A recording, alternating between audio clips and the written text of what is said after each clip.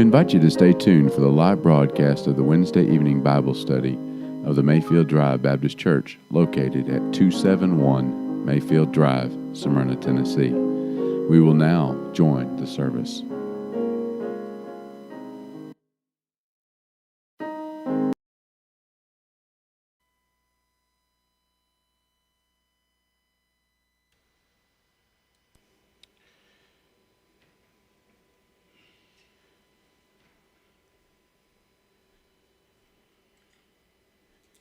Thank you for joining us this evening.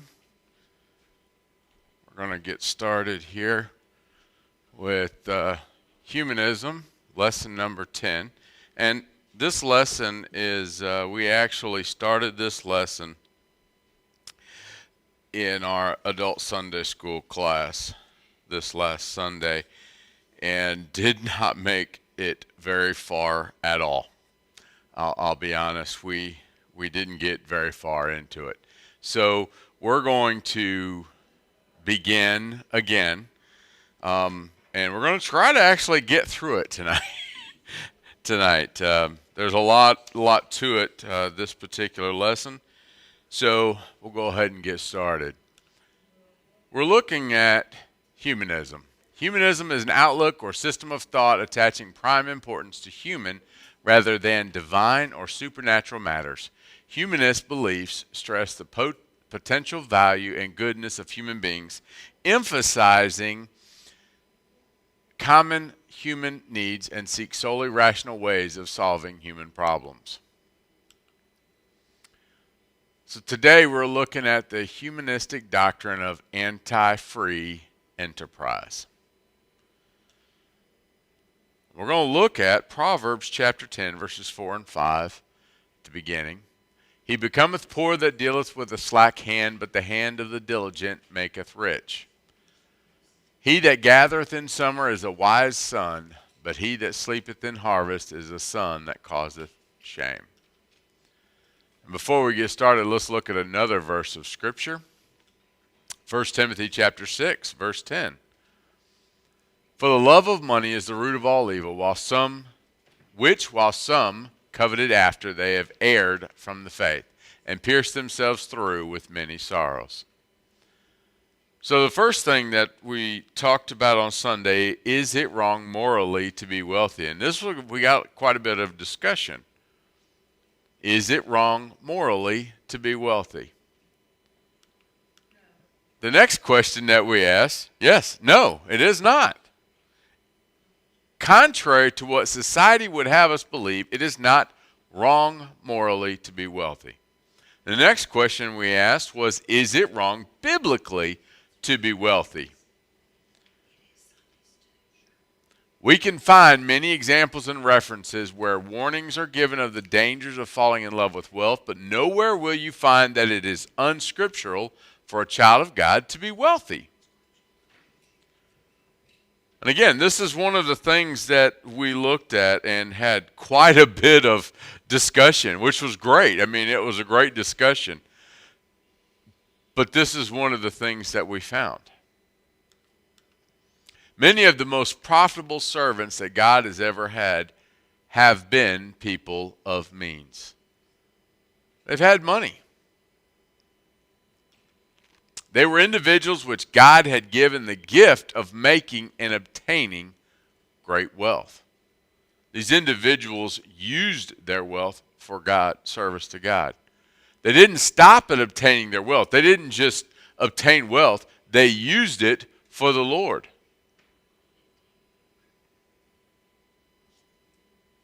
And the more they gave, the more they got. And the more they got, the more they gave. And that's how that works. When you're doing things for God and you're spending the money the way He wants you to spend it, He's going to keep on giving it to you to spend. Therein lies the key concerning material wealth. When Jesus was talking to the rich man, He never said that the guy couldn't be wealthy.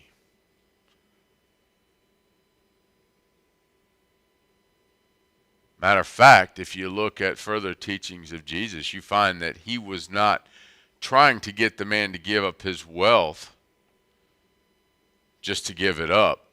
He was trying to make him depend upon Christ for what he needed. Depend upon God. There is nothing wrong with the child of God becoming wealthy, provided he does not fall in love with his wealth. That's the key. We're to love God, not what we have, not our things, not our possessions, not our wealth, not our money, not anything else. We're to love God. But he should use that wealth to better serve the Lord. God will use the smallest amount, and he'll use the biggest amount. It should be noted that Paul said it was the love of money that is the root of all evil. He did not say that money was the root of all evil. He said the love of money. So we must face the facts. These are some of the facts that we looked at. If God's people are to accomplish anything for the Lord, much of it will cost money. We talked a little bit about this particular building that we use in service to God. We use it as a meeting place. We use it to worship him. We use it to have Bible studies. This Sunday we're having our Christmas program. We're using it to host that. All of these things we do for the glory and honor of God the Father. But it costs money to keep this building in shape. It costs money to pay the taxes on the property. It costs money to pay for the insurance. All these things cost money. We also find that the early churches used monetary means to further spread the gospel. They also used it to relieve the other churches who were suffering from persecution. Remember, in Acts, they sent men with money to help the church at Jerusalem that were suffering from the persecution. Didn't have money for food. Didn't have food. They sent money to help them. The very fabric of the wealth of this nation has been built upon the freedom of free enterprise. Now we're going to get a little bit more into this doctrine. The freedom of free enterprise is what this nation was founded upon. This means that men and women have the opportunity to better themselves with their God-given abilities and knowledge. Many wealthy people began as very poor people. This is because the founding fathers of this nation built into the Constitution this freedom of free enterprise. It is always better to work for oneself than for someone else unless it is for the Lord. Now, again, I have motored through this to this point. And I wanted to get to kind of to the point where we ended up on an adult Sunday school so we can continue that discussion. That's why I'm kind of motoring through pretty quickly here. But this is what free enterprise is all about. Working to make a living, working to better yourself, to better your family, right? The ability to do that. We call it the American dream. You see, in movies, it was called the American dream. People came to America for the American dream, to come with nothing and through hard work and dedication, make something. That's what free enterprise is all about. Small businessmen and women are at the very hub of the trade of this nation. We think of large corporations as being the one making things, sending things, shipping things. But to be honest, the backbone of trade in this nation is small businesses. If they were to suddenly cease to exist, the results would be disastrous to this nation. What happened when COVID hit? What did our government do? It imposed a lot of sanctions, a lot of regulations, a lot of things that small businesses were not able to do. I couldn't afford that. Didn't have the capital for that.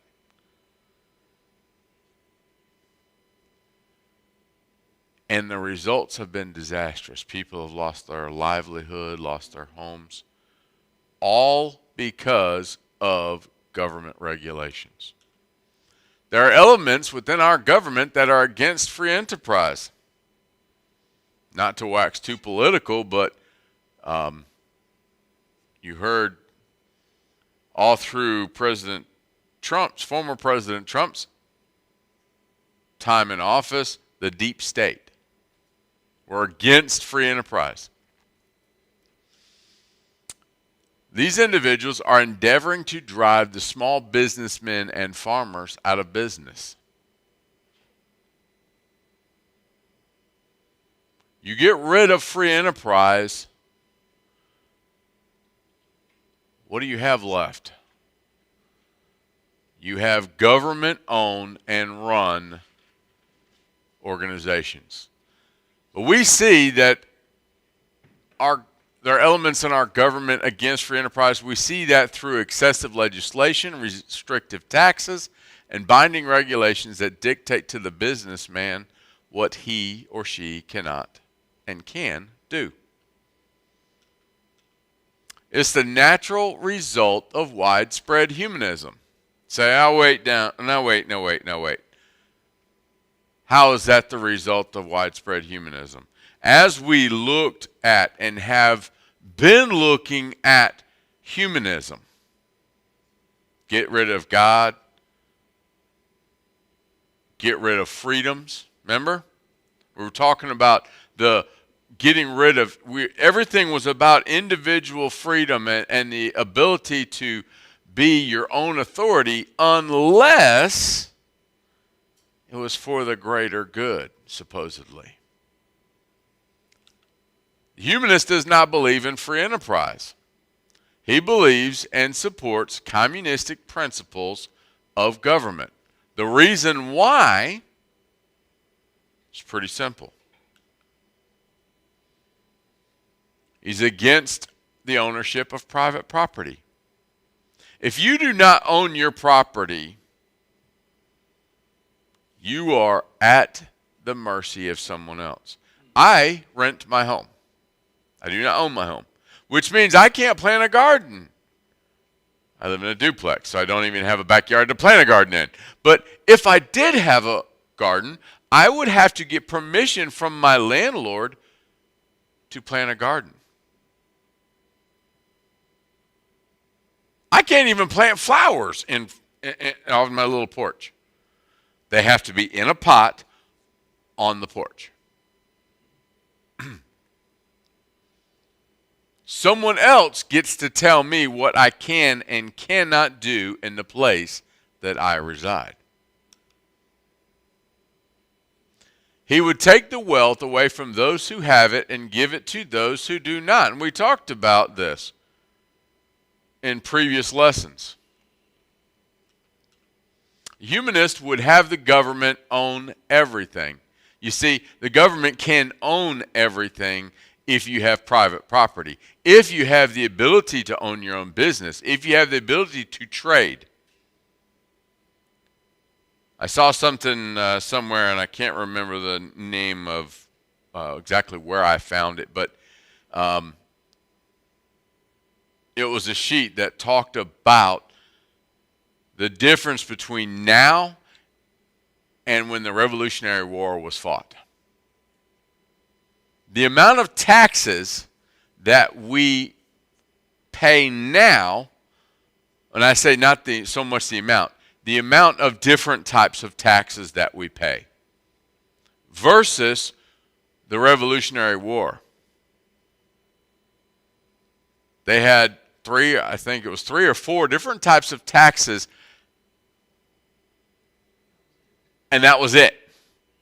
And they fought a war for independence, and we now pay more types of taxes than they ever would have thought of paying then. The humanist would have the government own everything. He would do away with personal freedoms for the collective good. That means each one of us here don't have a say in things about ourselves. That means I could not say what each one of you could do, and vice versa. But if you stick with humanism, this doesn't make sense. Because they're all about individual freedom, right? I mean, that's what we've been discussing. That's what we've been looking at. They believe in individual freedom, except what we find tonight. Humanism has been taught in our school systems from the grade school to university, and now our young people believe that communism is the proper form of government. Y'all been watching social media. You've been watching TV. I can't even think of the name of the group. The anarchists. Antifa.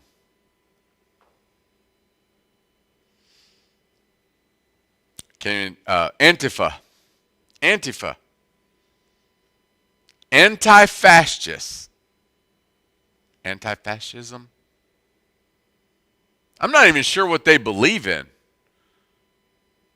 other than violence.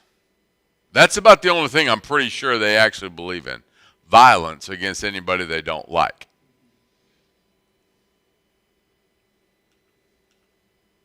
History has been distorted, removed from studies, and as such, our young people do not understand what free enterprise even is.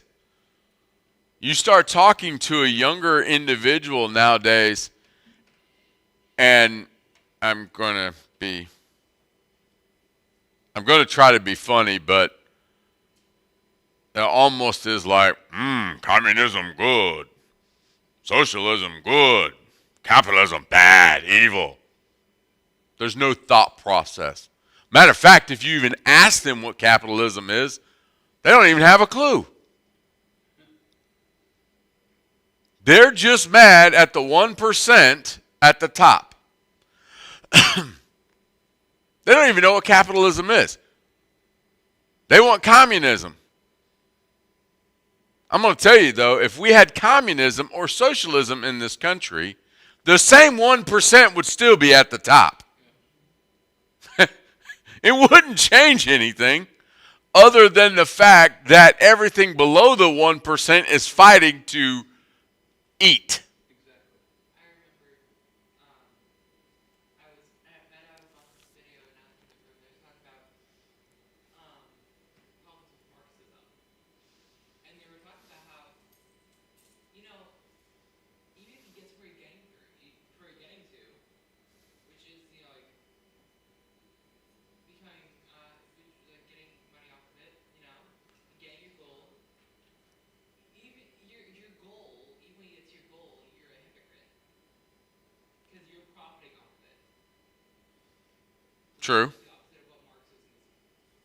True. So let me put it to you this way. When you believe in communism, you believe that you do not work for yourself. You work for the government. You work for the state. So,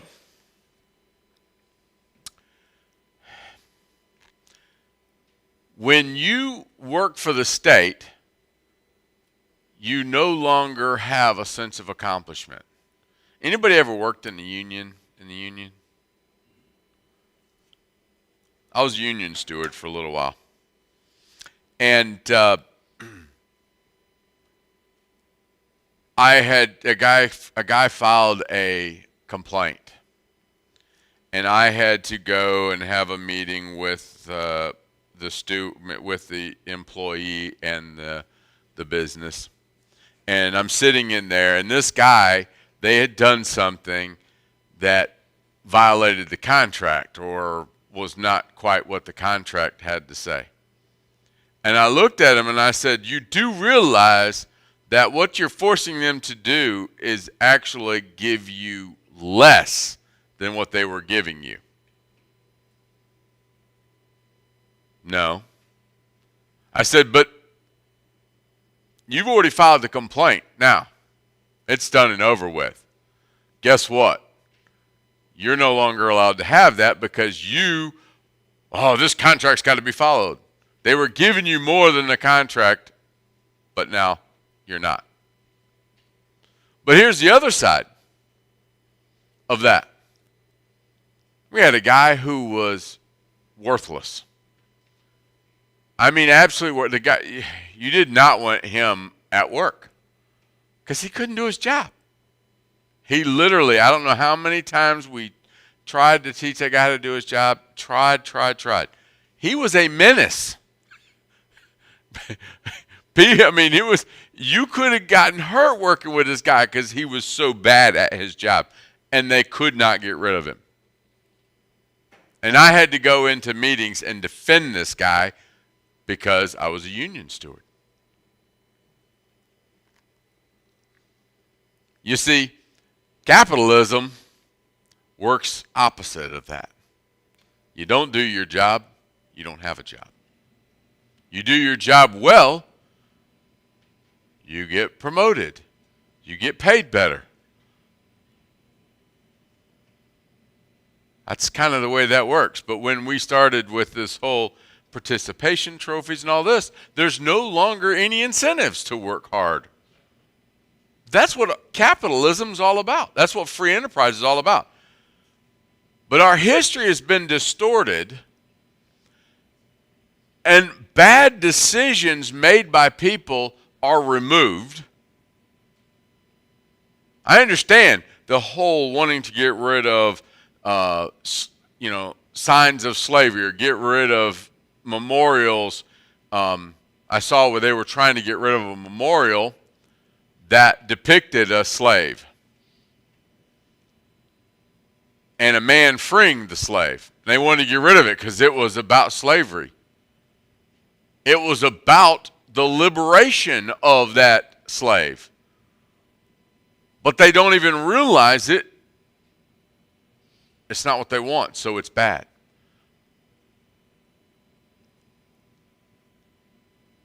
Our young people have been taught that they are owed a living.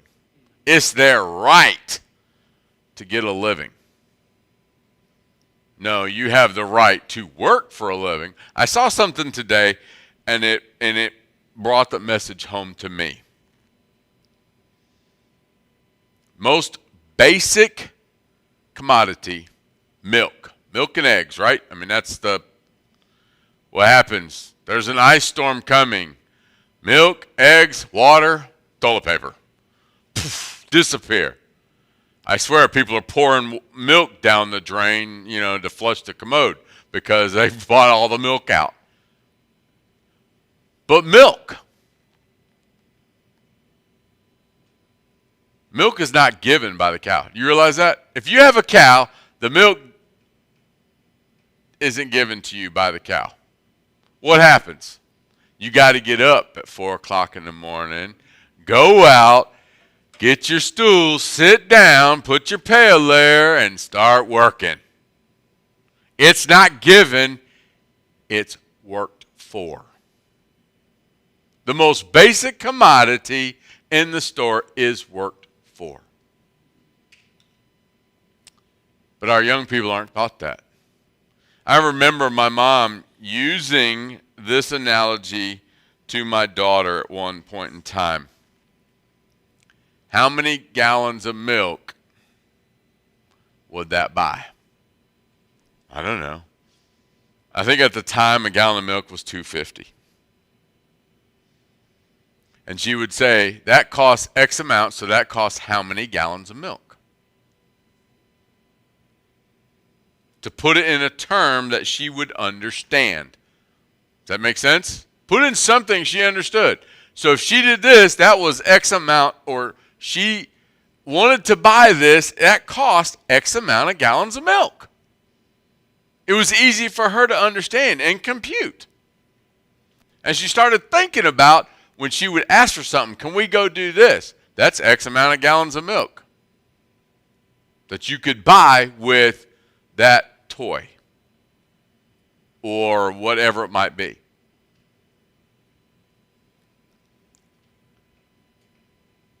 But our young people have been taught they do not have to take care of themselves. What do our young people do?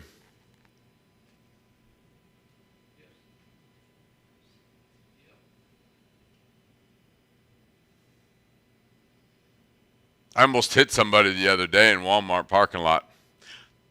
They're pushing their buggy like this. Not painting it, walked right in front of me.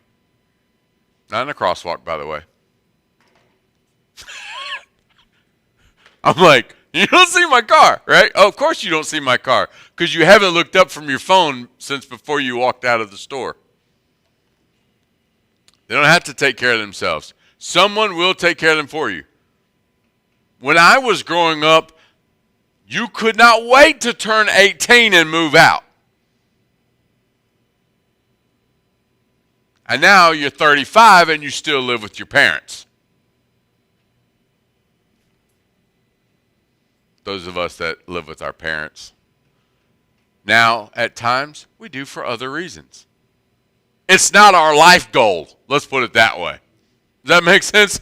It's not our life goal to live and stay on my mom's or dad's couch or live in their basement, right? Instead of trying to work for a living. That's not a life goal. They've been taught that the government will take care of them. I don't have to work. The government will take care of me. I've just got to figure out what I can do so that the government will take care of me. That's their goal now.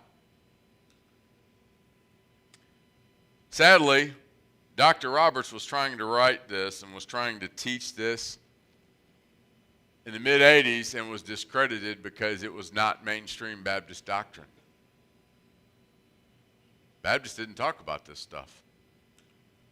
Now in 2021, it's all around us. The stuff that we're talking about is everywhere.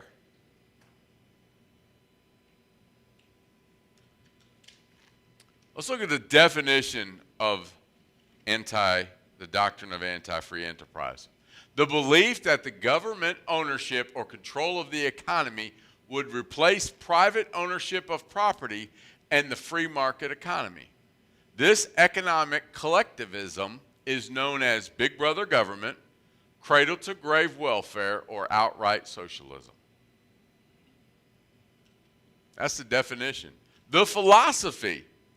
This effort to direct human evolution would result in economic regimentation.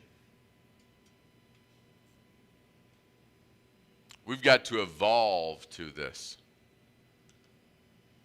Now, the doctrine as found in the Humanist Manifesto 1. Back in 1933, they said this. Affirmation number 14. The humanists are firmly convinced that existing acquisitive and profit-motivated society has shown itself to be inadequate, and that a radical change in methods, controls, and motives must be instituted. A socialized and cooperative economic order must be established to the end that the equitable distribution of the means of life be possible, end quote. Did y'all catch that? Now, this is 1933. What was happening in 1933?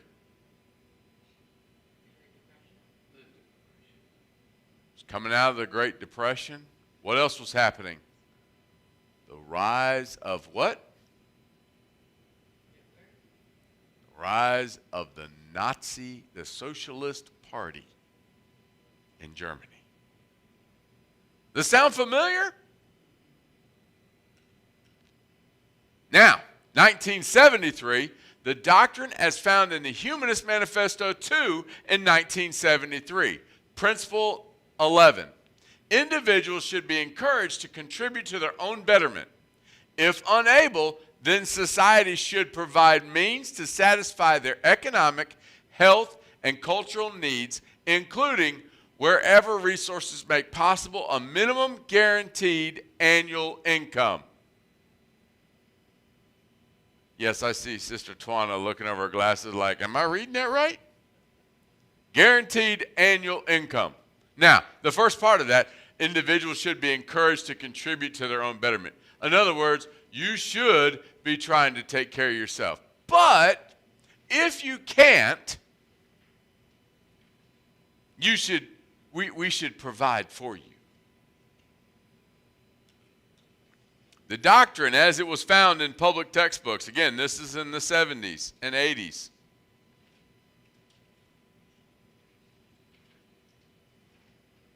But I said at the end, once we get through this, we're going to look at the latest Humanist Manifesto in 2003. Okay? But everything that we've been talking about up until this point is mainstream now.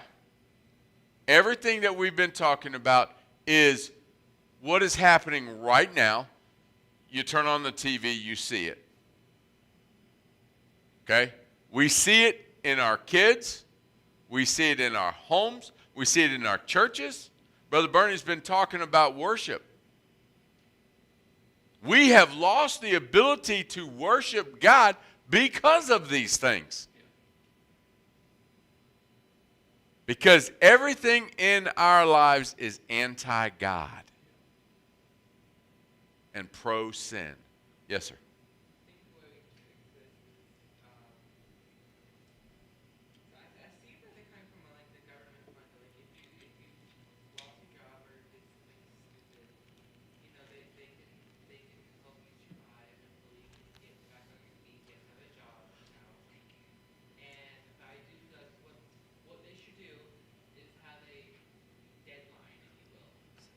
There's a problem with that. That was what it was designed to be. That's what welfare was designed to be. But here's the problem. You figure out ways to extend your deadline. There is no reason to get off of it. They've raised it to a point where you can make more on welfare and public assistance than you can working. Why is there a reason to do so? No reason. There's no, and that's the whole purpose. The doctrine as it was found in public school textbooks, the first quote we're going to look at is Exploring American Citizenship. Copyright 1983, Grade 8 Civil Government, Students Edition, page 155. Some people believe that the federal government should act as the parent of the family, the nation. All problems are to be solved by the national government. Anybody see a problem in that? First and foremost, that's not the way our government was founded. Our states are founded as they control themselves. The national government is not over the states. But what did that just say? Talking about the national government should be in charge? All problems being solved by the national government? Don't we see that right now? Where our Congress and Senate are saying that the national government, the federal government, should dictate to the states what they must do, and the states have to follow it. There it is. That's what it was. The states don't know what they're doing, so the federal government's got to tell them what they need to do. Teaching kids that.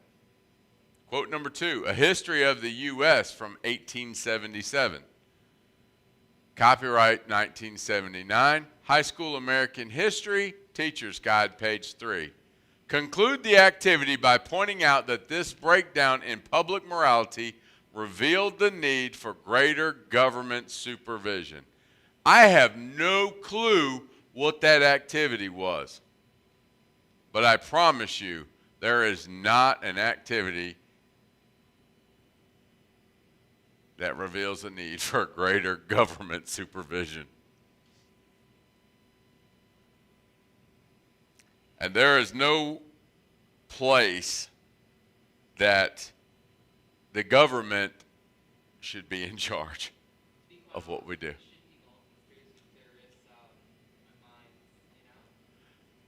Number 3, Sociology, the study of human interaction.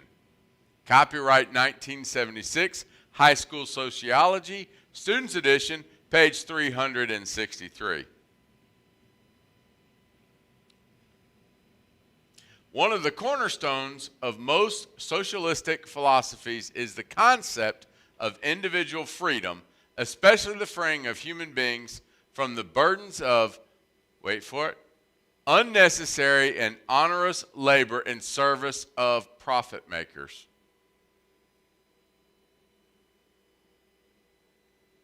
Unnecessary and onerous labor in service of profit makers.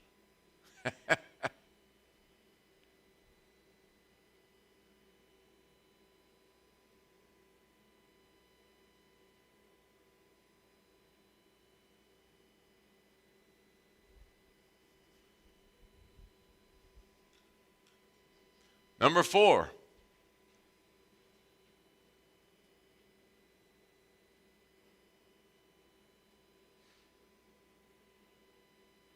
Number 4, Civics, Government and Citizenship, copyright 1983, grade 8, Civil Government, Students Edition, page 407. Looks like Facebook kicked us off. Learning check. To discuss, some people feel that the government should pay every family in the United States a minimum amount every year if they do not earn that amount by working.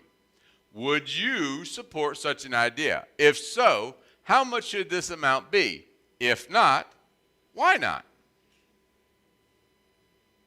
Sound familiar? Number 5, Land and People. 1983, High School World Geography, Students Edition, column 2. Skills activities number 1. Develop a skit based upon the need to redistribute land. The main characters should be wealthy landowners, landless farmers, and government officials.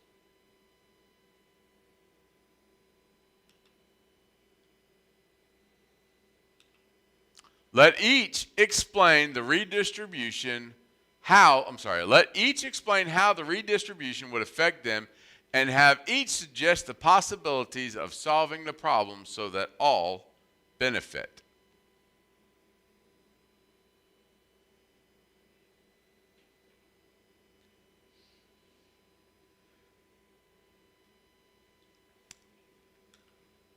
Don't know what I said. Apparently Facebook doesn't like it. We're number 6, World Geography. Copyright 1980. High School World Geography, Students Edition, page 325. The communist governments provide many benefits for their workers. The governments also provide for health care, long vacations, and old age income. Personal income tends to be low, but expenses are also low.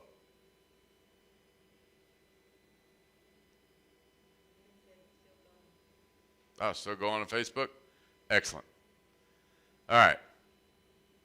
Personal income tends to be low, but expenses are also low. Most people in Eastern Europe can meet their daily needs without much difficulty. Wait, what? This is 1980, folks. Brother Bernie, when did you go to Romania? 1993. And it wasn't long before that they had come out of communism, right? Exactly right. And the state of Eastern Europe at that time was pretty bad. Yes. Am I not mistaken? Yes. Absolutely. Okay. All right. So in 1980, our kids were being told, in high school, were being told that communism's not bad. Brother Jamie, with that thought, there was a Romanian that was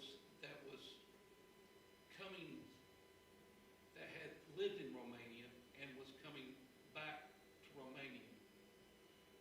And the comment that individual stated when at that time was this, that they couldn't understand why America was trying to go back in the system they were trying to get out of.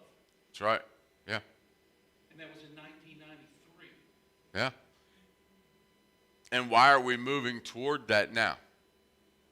Why? Because of this. This very same thought process, getting rid of our history, getting rid of these things, and our kids, again, like I said, communism good, capitalism bad. They can't think Exactly. that but okay. So all right, you want to say I'm being mean. I'm being mean to the kids. I'm being mean to young people, being mean to my age group, because my age group grew up learning this. All right, so I'm being mean to them. All right, okay, let's step back for a second then. Why is it that everything that our country was founded upon is being changed to something that didn't work?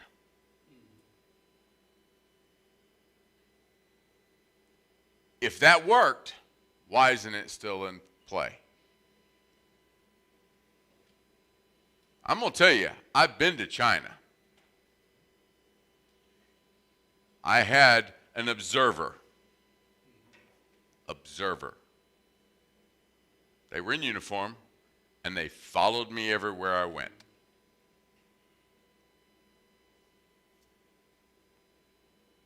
Okay? They were Chinese, military, and they followed me everywhere I went. When I was in the plant working, they were outside the gate. When I left, went back to the hotel, they stayed outside of my hotel. They followed me to the airport. They followed me from the airport. They were standing in the airport when I picked up my bags. And the guy followed me all the way to my hotel. And when I retired for the night, I could look down from my hotel room and see him standing there. When I got up in the morning, there was a different guy standing there. I have never been in a place where I felt confined. Walking out and about, and I felt confined. I went for a walk. People didn't look at me. Head down. Wasn't me. It was the guys following me. Anybody talk to me other than me purchasing something, even if I purchase something, they're going to have a talk with them about what I said, what I did, what I bought. And that's what we want here? Yes, sir. Brother Jamie, and I go back, I've got pictures of this, but I don't see why we want to have a country to where, and I don't know about you ladies, but they didn't bake the bread. They would get up in the morning, wait in a bread line to put one loaf under one arm, another loaf under another arm, and carry some. And then you go into the stores and you couldn't just, in other words, I look at what you wanted to buy. The gas was expensive. Well, you don't own vehicles. No, you don't own something. The government owns it. And the thing of it is this, and this is what was really mind-boggling to me, is it was a country that was outlawed of having even a Bible. That's right. But yet we're moving to that. Right now, it's possible to own a Bible in China. But your Bible must be registered. There's a lot of things involved. To this day, still in China, we have ABA missionaries. Nobody knows who they are.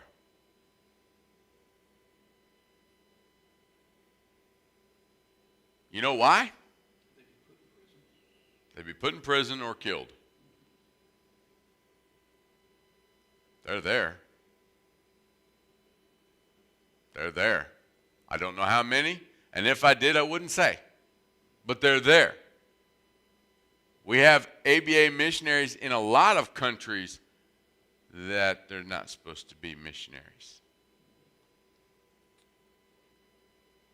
But folks, we're working towards these things in this country.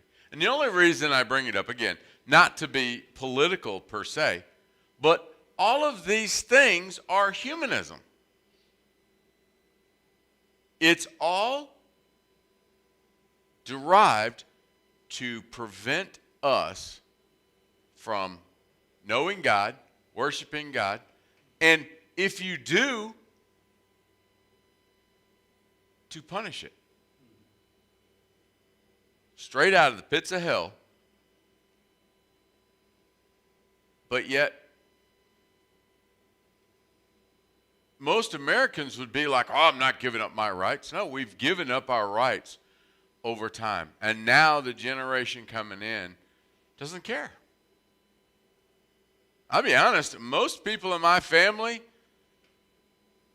would not have any problem with anything that happens as long as they have their phone or their gaming system or whatever.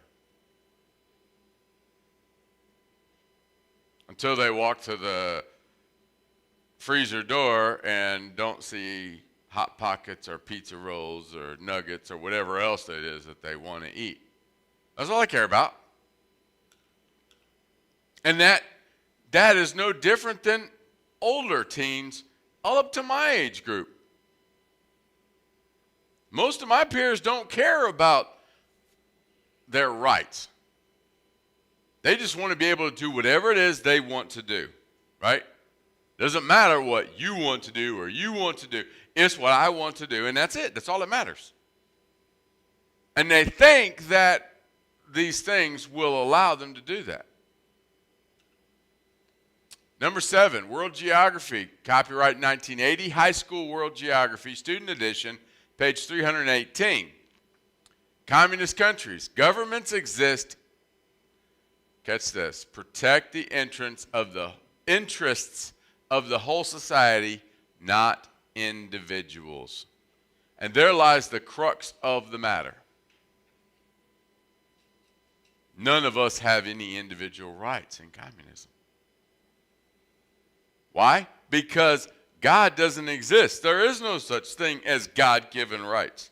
Now talking about creator-given rights. There is no creator. Remember, that's the very first thing. There's no creator.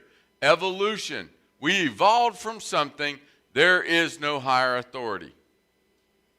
And because there's no higher authority, there's no individual rights.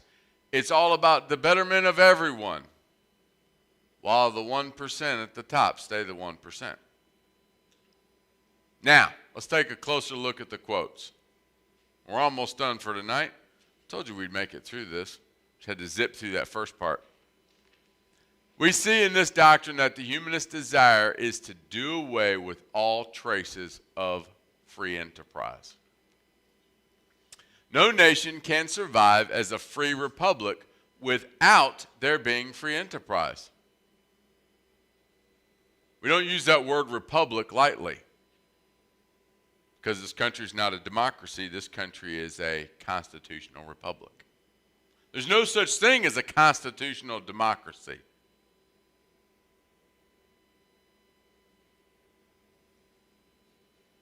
I'll say that again. There's no such thing as a constitutional democracy. That's called socialism.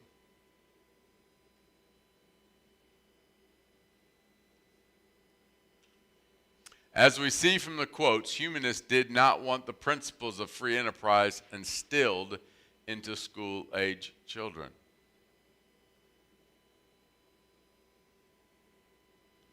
Do you know that right now, you take a poll, there's a gentleman who has a YouTube page called Louder with Crowder.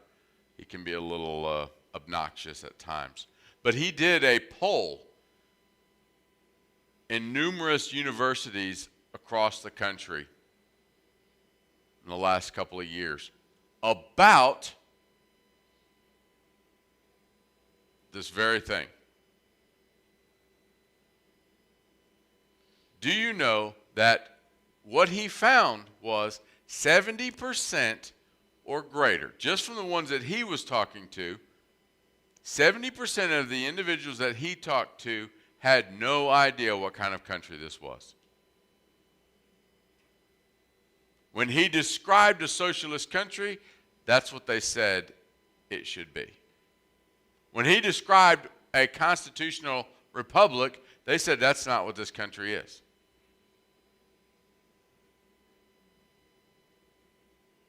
They had no idea. These are higher educated individuals, had no idea what this country even is. And why? Start them young. Teach them what you want them to know. And they'll fight you every lick of the way as they get older if you try to tell them different. They set about to do this through quotes like the first one. The some people would be the humanists. The some people would be the teacher that they like. It's funny, my daughter has a favorite teacher in 7th grade. She had a favorite teacher in 6th grade. The more I find out about this teacher, the less I like the teacher.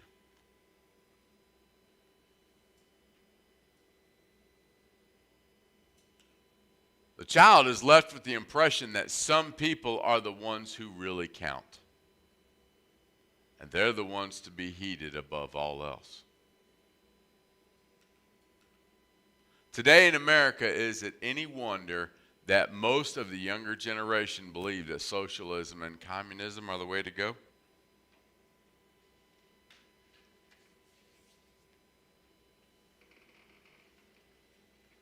I'm going to be honest, there's a reason why the majority of my friends my age served in the military.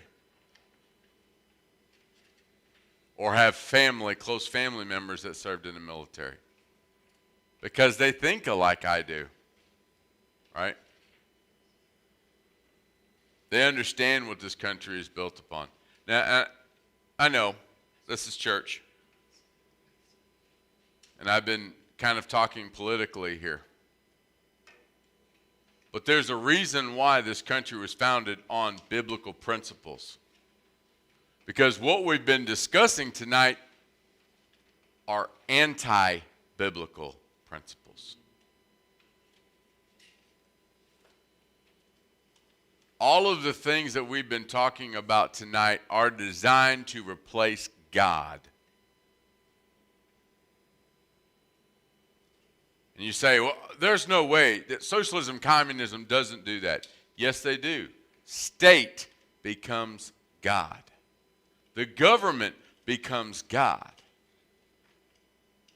They are in control. They give you rights, not God. They tell you what you can and cannot think. They tell you what you can and cannot believe. You don't have free will. God gave us free will.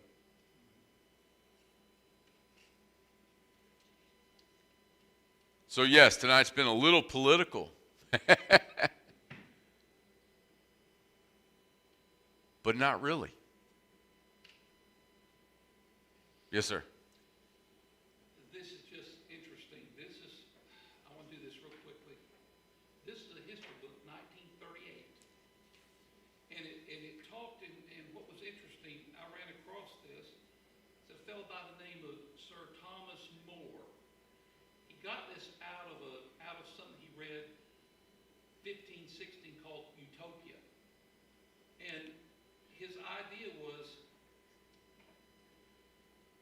let all share alike and build up a new community founded on peace, goodwill, and equity. This was 1938. They're telling about the colonies. So the idea was this. The promoters of each colony devised a scheme whereby settlers labored as servants of the company, which was domiciled in England. The produce of their labors went into a company storehouse from which they were fed and clothed. What's this sounding like? Any surplus they produced belonged to the company to be sold in England to provide profits for the company's investors. So what happened was this. In Virginia, the settlers loafed on the job.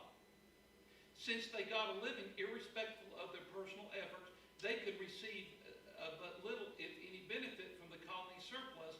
Hence, the surplus was not produced. That makes sense. Yes.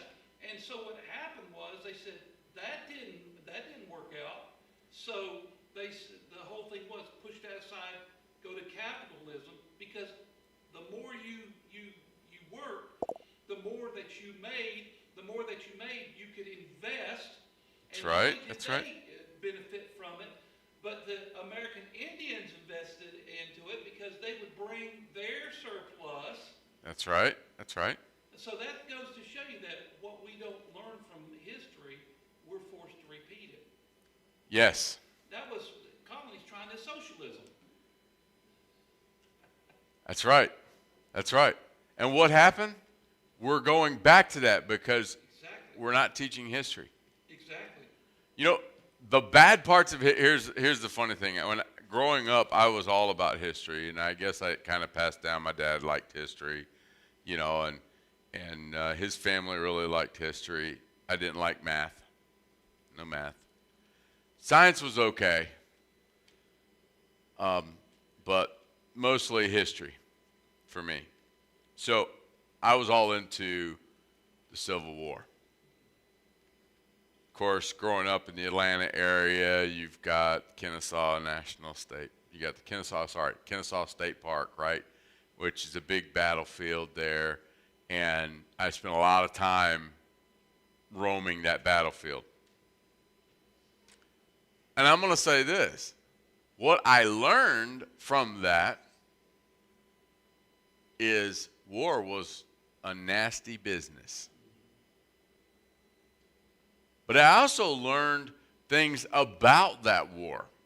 So I started looking into why we went into that war, what were the reasons for it, all of these things.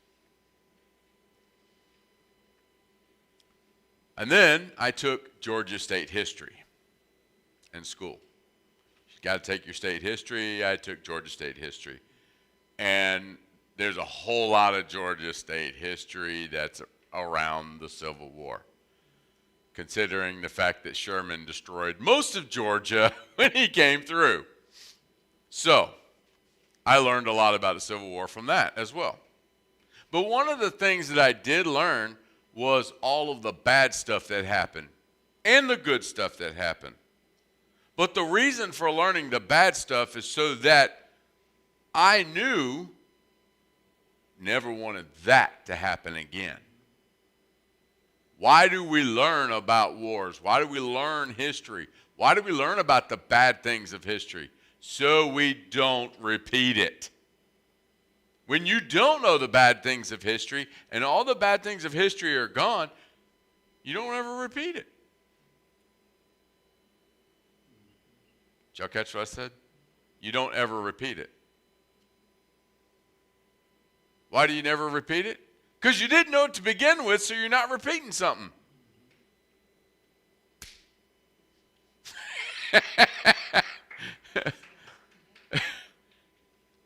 In actuality, you are doomed to repeat it because you had no idea, you never learned the lesson. And that's why the markers are being removed. We're going to repeat all that. So let me say this. I'm going to close with this final note. There's consequences for our actions. There's consequences for what we say. There's consequences for what we do. I remember growing up, if I did something, I knew I was going to get a belt.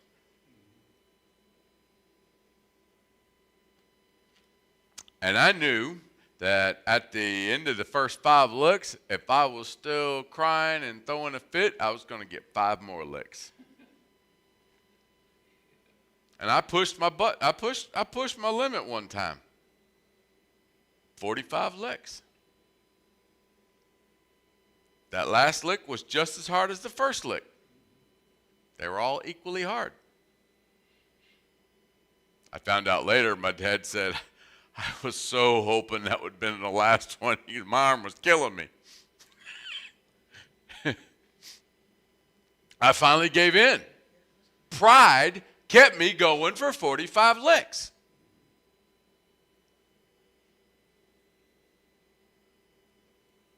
Now we can't spank our kids. Put them in the corner. Take away their stuff. Do whatever, right? There's no consequences. If you do not have consequences, what happens? You keep pushing. Now we've got kids, 12, 13, 14 years old, taking guns to school. I'm sorry, I learned at the age of 4 how to handle a firearm. I also knew where that firearm was. It was not locked up. I knew better than to touch it. I knew if I touched it, I was going to get my butt lit up. My parents didn't have to worry about me touching it when they were not around. I knew better. There was no doubt in my mind of my parents' authority. Parents have lost their authority. They've given their authority over to the government, over to the village. You heard that saying, it takes a village? Given our parental authority over to the village. And why? No consequences. History, you learn the consequences of those actions. That country's leader made a bad decision. The country paid the price. There was consequences for those decisions. In the military, your officers go through training. They learn the history. They learn if you make a bad call, the consequences could be death of you or your people. They learn that. Then they learn to make the calls. People now don't think about the consequences. I promise you, if I ask Grant something, why did he do that? I don't know. Did you think this would happen? I didn't think about that. I know that because I've done it. He's back there nodding at me. Yes, yes, yes. Why? The lack of consequences. And I know his parents teaching him the consequences. But everything in society, there's a lack of consequences. God's word said there's consequences. The consequences of sin is death. Is it any wonder why our nation's in the state it is? Is it any wonder that our churches are in the state they are when there's a lack of consequences for personal behavior and personal decisions? If there's no consequences, guess what? There's no need for a Savior either. There's no sin. There's no need for a Savior. You understand the full circle?